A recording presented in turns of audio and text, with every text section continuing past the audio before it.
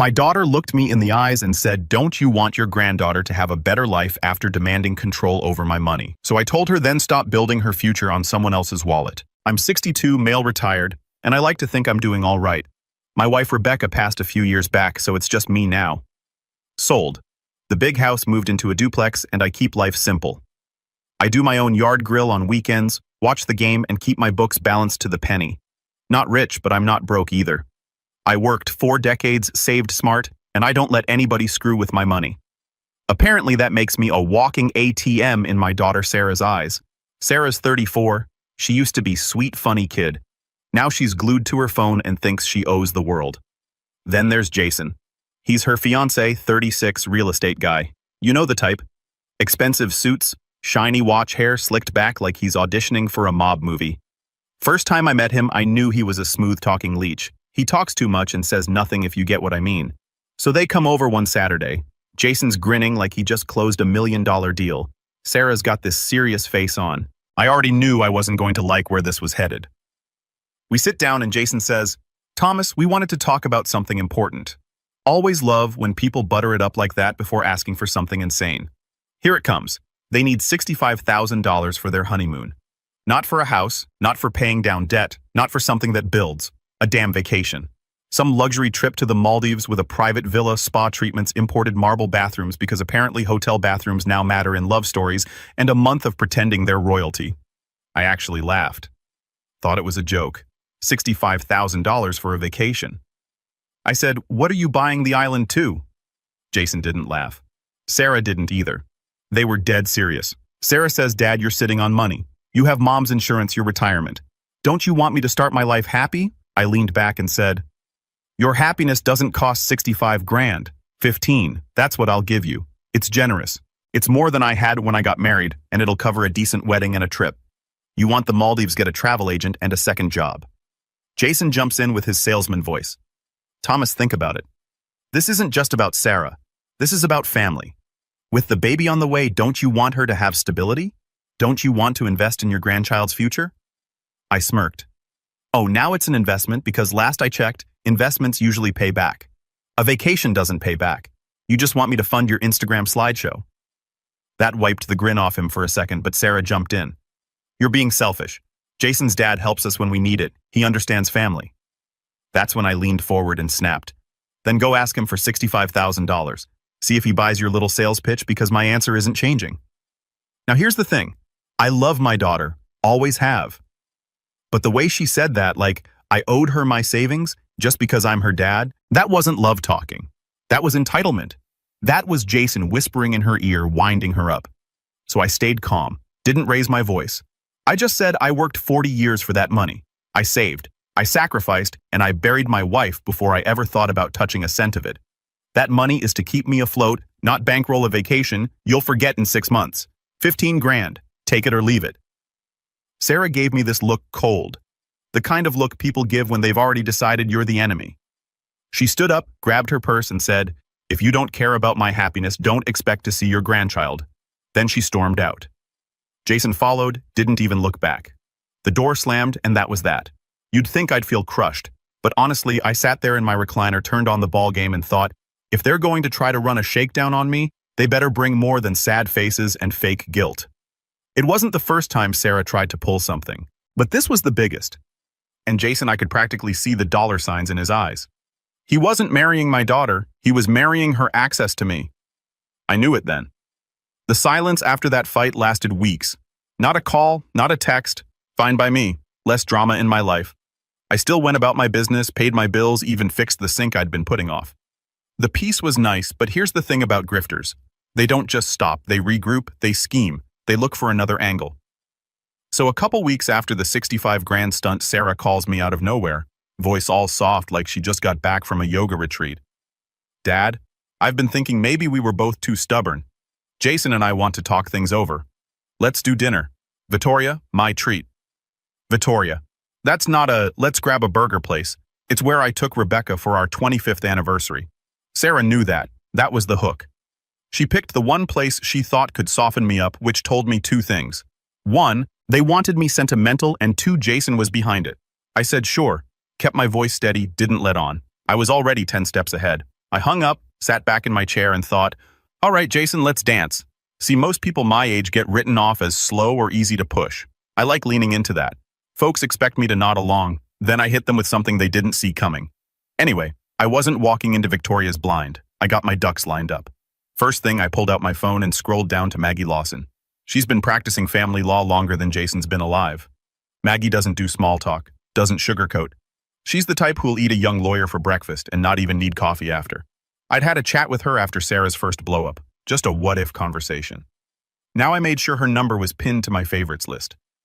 So before I left the house, I shot Maggie a quick text with the time and table number, just in case Jason's let's talk meant something slimier than pasta and small talk. She didn't confirm she'd show, but I knew if things smelled off, she'd be there. Victoria looked the same as always. Sarah was already there, dressed up in some designer dress I couldn't pronounce.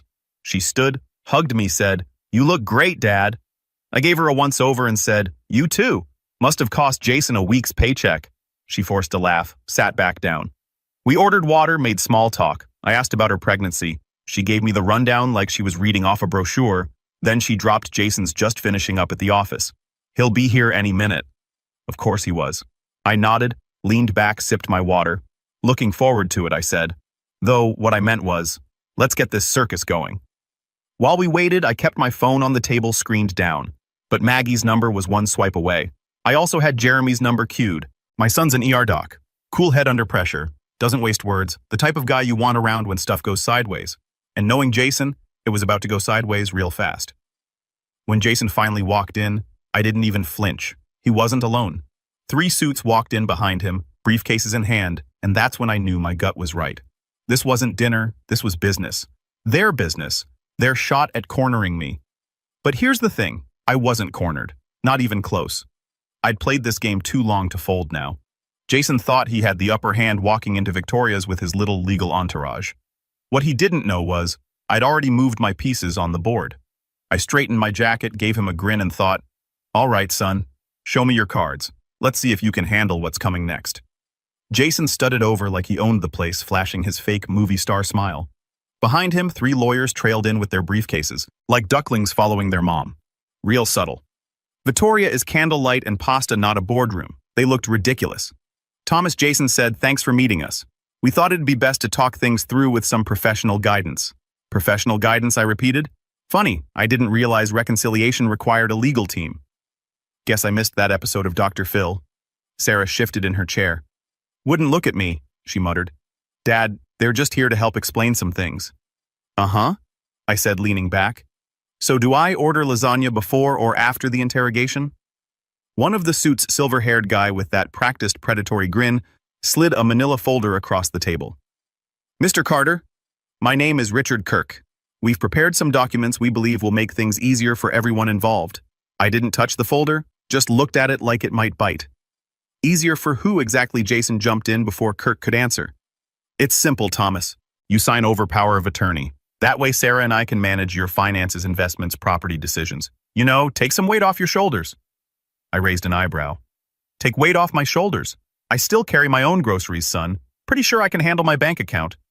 Jason chuckled like I'd told a dad joke. Of course. But you're 62 now. Things get complicated. Markets shift. Why stress yourself when we can handle it?" I stared him dead in the eye.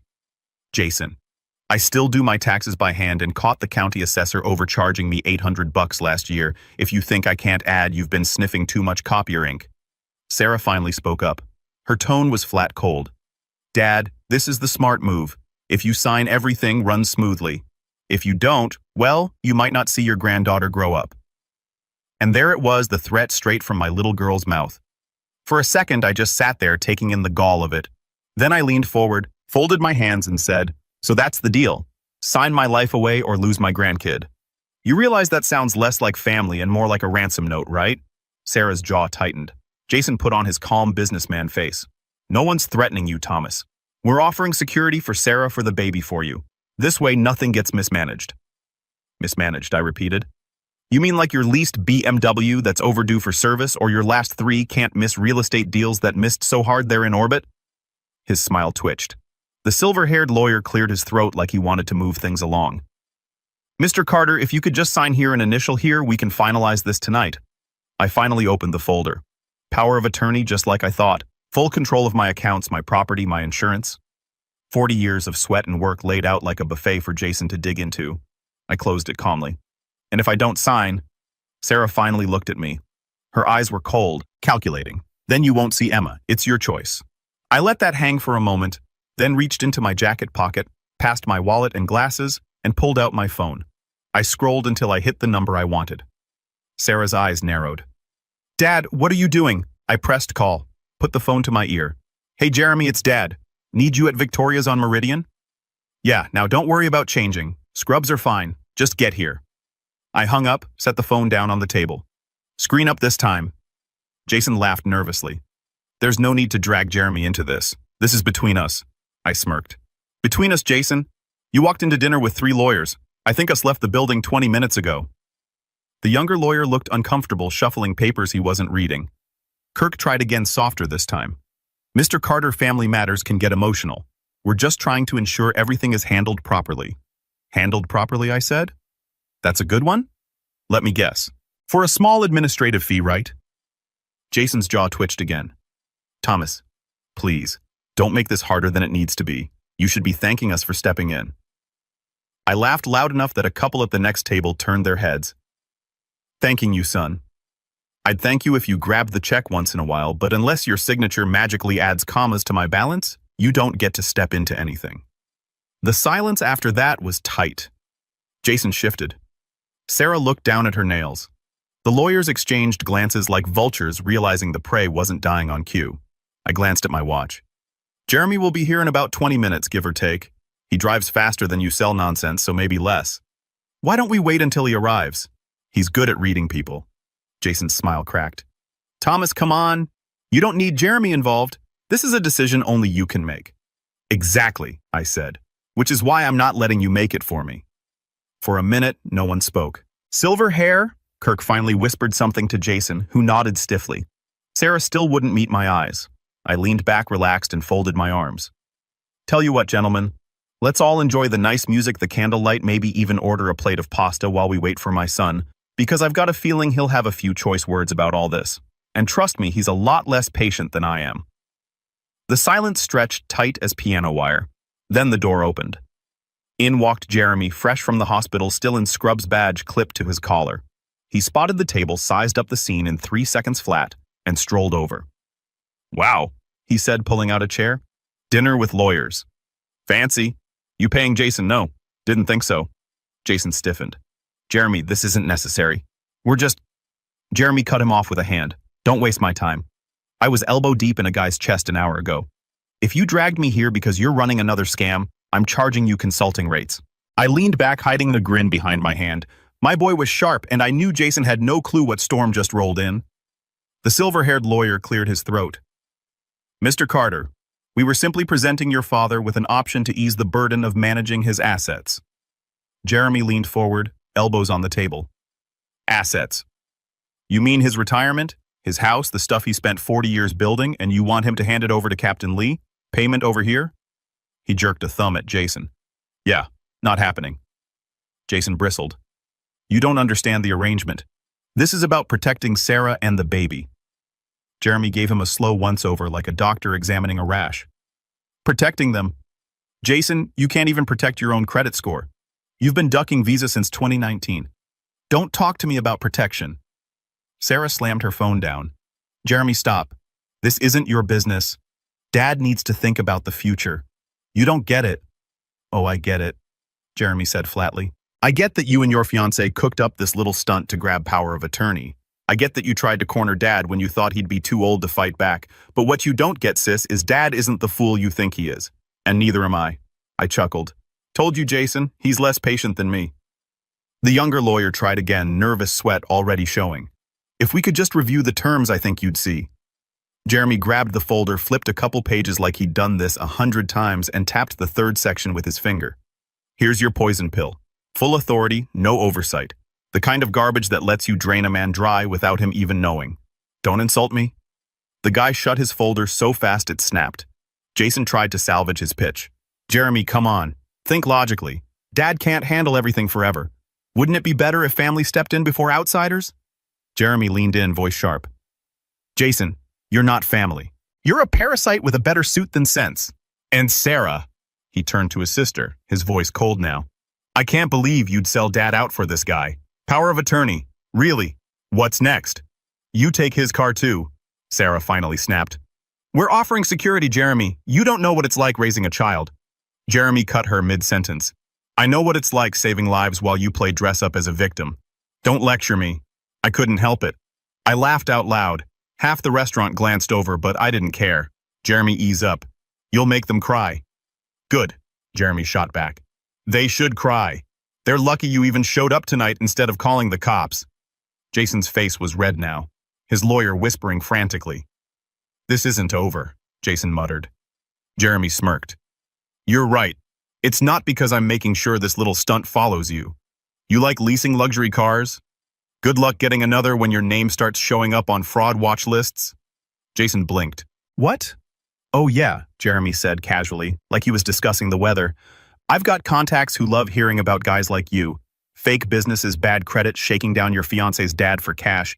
They eat that stuff up. Sarah hissed. Jeremy, shut up. Jeremy ignored her, turning to me. Dad, don't sign a thing. Jason sat there frozen.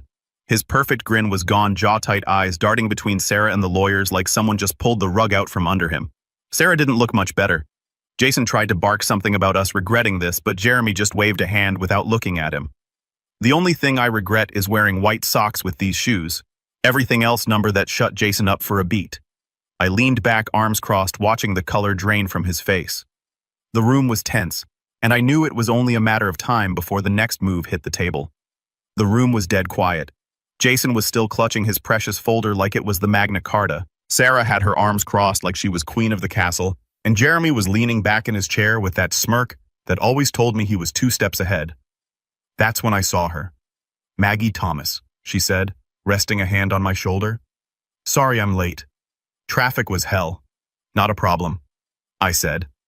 You got here just in time. These kids were about to start performing a magic act with my bank account.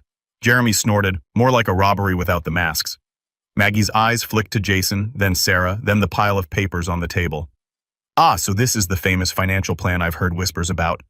She didn't even sit down before plucking the top sheet off the stack. Jason tried to jump in. All charm and sales pitch. Now hold on, ma'am.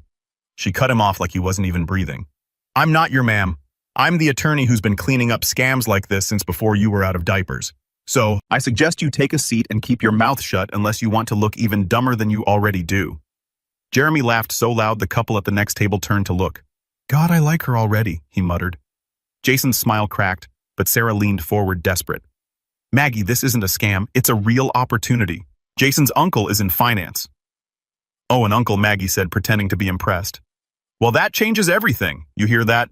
Thomas, forget Neil Lynch, forget J.P. Morgan. We've got Uncle Greg with a Yahoo email address. I nearly spit my coffee out. Jeremy slapped the table. Uncle Greg, huh? Probably runs his empire out of a basement next to his Xbox. Jason's jaw clenched. This is serious. Maggie raised a hand, silencing him again. Let me make this easy. Thomas owes you nothing, not a dime. He has no legal obligation to support your lifestyle, your half-baked business, or your little European fantasy honeymoon. The only person with any obligation to Thomas is me, to make sure bloodsuckers like you don't drain him dry. Sarah bristled. We're family. Maggie leaned in, voice sharp enough to cut steel. Family doesn't ambush their father at dinner with contracts drawn up by some sketchy cousin who probably took a law class on YouTube. Family doesn't bully their old man into coughing up his savings. What you're doing isn't family. It's extortion wrapped in birthday wrapping paper.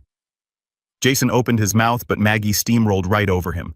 If you push this, I'll drag you into court so fast your head will spin. And trust me, Jason, you do not want your employment history, your credit report, or your personal record dragged into the sunlight because I already pulled your public records, liens, judgments, overdrafts. It's all right here. You should worry less about Thomas's savings and more about your own mess. Jason froze. His face went pale. You... What? Maggie smiled thinly. You heard me. You think Thomas is a fool? He called me the second Sarah sent that little dinner invite. So while you were polishing your speech in the mirror, I was digging. And what I found? She tapped the papers with a manicured finger. Let's just say you should worry less about Thomas's money and more about paying off your own debts before a real creditor comes knocking. Jeremy whistled low. Somebody call the paramedics. This man's flatlining. I couldn't resist. Jeremy, don't bother. Even CPR can't save a dead career. Jason's ears were bright red now. He looked like a balloon about to pop. Sarah, on the other hand, was floundering. Dad, please. You're making a mistake. Jason's just trying to build something for us. For the baby, can't you see that, Sarah? I said, my voice flat. You've got a kid now. That means responsibility. You want to build something? Build it with your own 2 hands. Don't expect me to bankroll your fiancé's gambling habit? Her eyes widened. That's not true. Maggie leaned back, flipping through her notes. It's very true. Credit card advances, online betting accounts, 3 overdraft fees in the last quarter. Shall I keep going? I chuckled. Jason, you're not just broke, you're sloppy. And the worst part? You thought I wouldn't find out. Maggie stood, tucking her papers neatly back into her bag. Gentlemen, I think we're done here. Thomas, Jeremy, shall we order dessert? I feel like we've earned it. Jeremy grinned like a wolf. Yeah, I could use a cannoli after watching this guy's life get dismantled. I smiled, leaning back in my chair, feeling the tension finally break. Make it 2 cannoli and maybe some decaf for Jason. He looks a little jittery. Jason glared, but he didn't say a word. Sarah's face was pale, her eyes darting between me, Jeremy, and Maggie like she couldn't believe her perfect little ambush had blown up in her face. I folded my arms and gave a slow nod. Checkmate, kids. You wanted to play chess with me. Next time, bring a board and some pieces that aren't made of cardboard. If Jason thought storming out of Victoria meant the fight was still on, he was in for a rude awakening. The fallout didn't take long.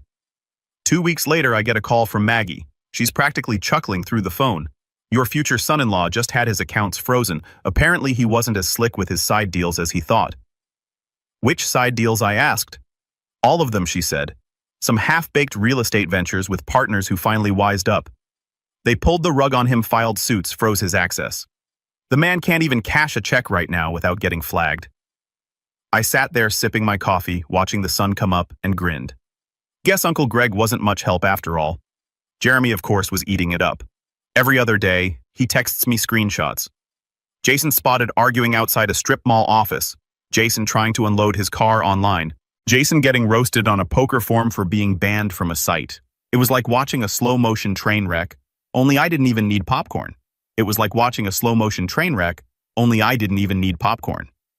Sarah, though, that's where the desperation started to ooze in. She tried every angle. First, it was the "we're still family" approach. She mailed me a birthday card. Nothing special inside, just a happy birthday. Dad scrolled in that rushed handwriting of hers. No gift, no phone call, just enough so she could say she'd tried. Then came the chance encounters. Running into me at the hardware store, all smiles like nothing had happened.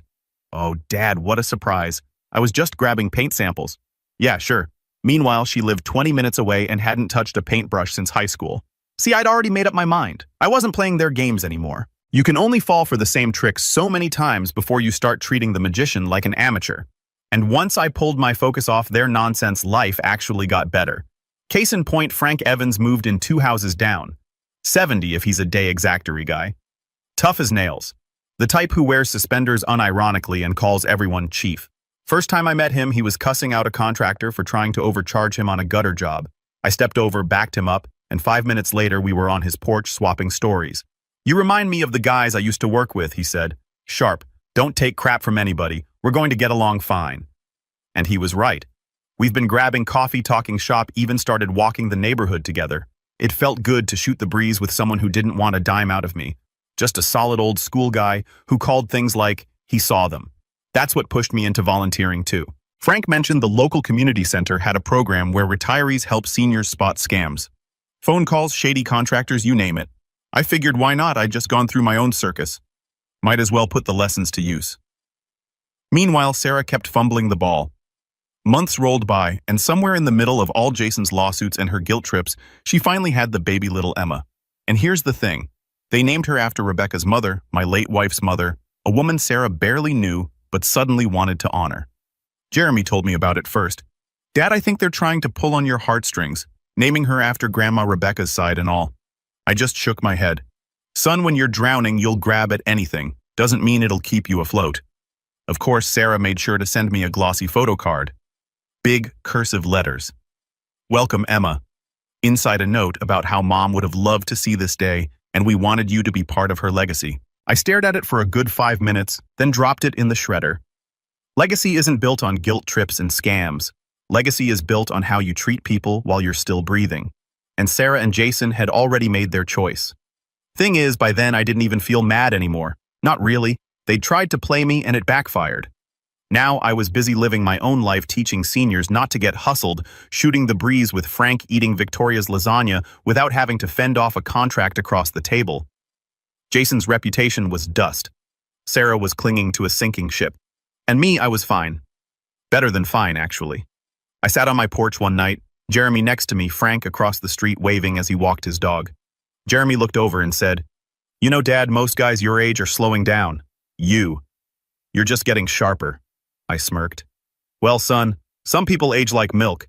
I prefer to age like a locked safe harder to crack every year." Jeremy laughed so hard he nearly choked on his soda. And that was that.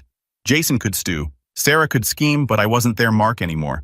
I was done being their wallet, their safety net, their gullible old man. And as far as I was concerned, the best part wasn't even cutting them off. It was realizing I hadn't lost anything at all. They had Jason's empire, if you could even call it that, crumbled faster than week-old bread.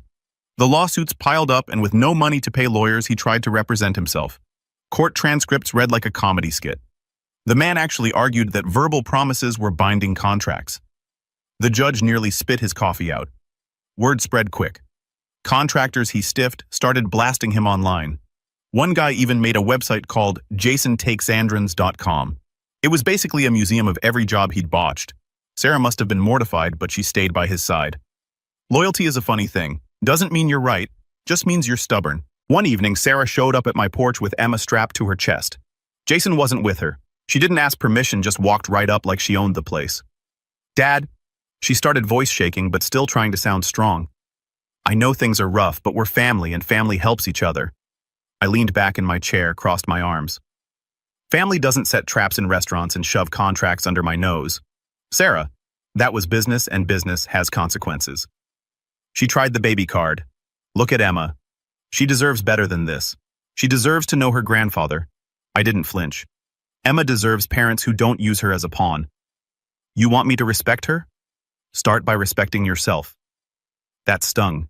She bit her lip, eyes watering. But I wasn't done. You made a choice, Sarah. You hitched your wagon to Jason, and when it fell apart, you thought I'd ride in on a white horse.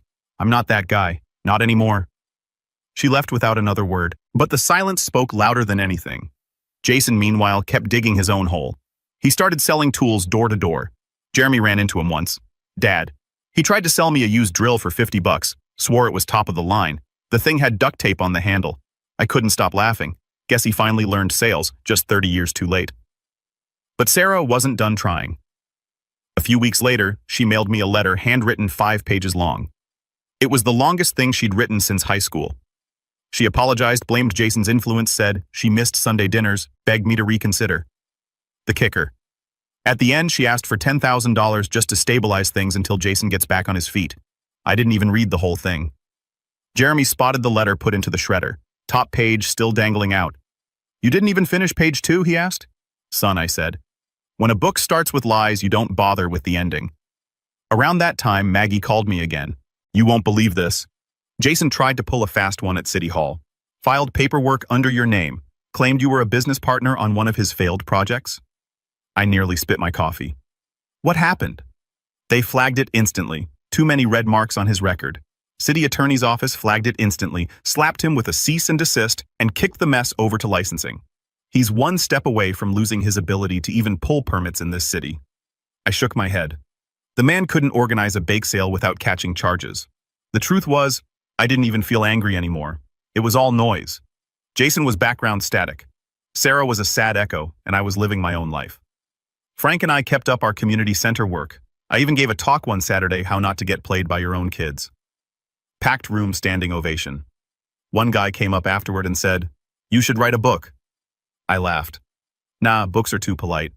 I like telling it straight." By then, Jeremy was stepping into his own. Got promoted at work, started dating a girl who wasn't in it for his bank account. He'd swing by and fill me in.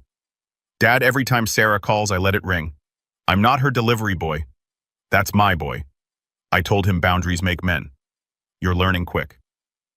The final straw came on a Sunday afternoon. Jason himself showed up unshaven, wearing a wrinkled shirt, eyes wild. He marched right up my porch. No hesitation. "You ruined me," he yelled. "If you just signed that contract, I'd be in the clear." I stood slow and calm like a man stretching before a golf swing.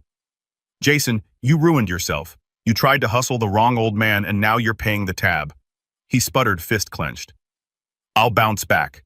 You'll see. Sarah and I will rise again." I smirked. "Rise where?" "Out of bankruptcy court. Don't make promises your wallet can't cash." Jeremy, who'd been inside, stepped out. "Dad want me to call someone?" I waved him off. "Not worth it. Let the clown leave on his own." Jason stomped off, muttering threats. But we both knew he was finished. And just like that, the storm passed. No more letters, no more doorstep visits, just silence.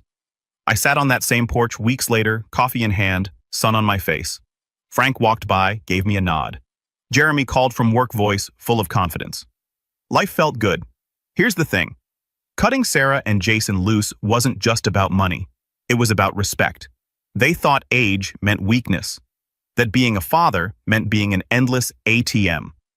What they forgot is that I've been around the block more times than they've tied their shoes.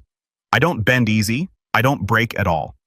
And if anyone asks me now what happened, I keep it simple. My daughter and her fiancé tried to play me, I say. Turns out they weren't ready for the old man's game. And then I smile. Because at the end of it all, I didn't just win. I walked away sharper, freer, and laughing harder than anyone.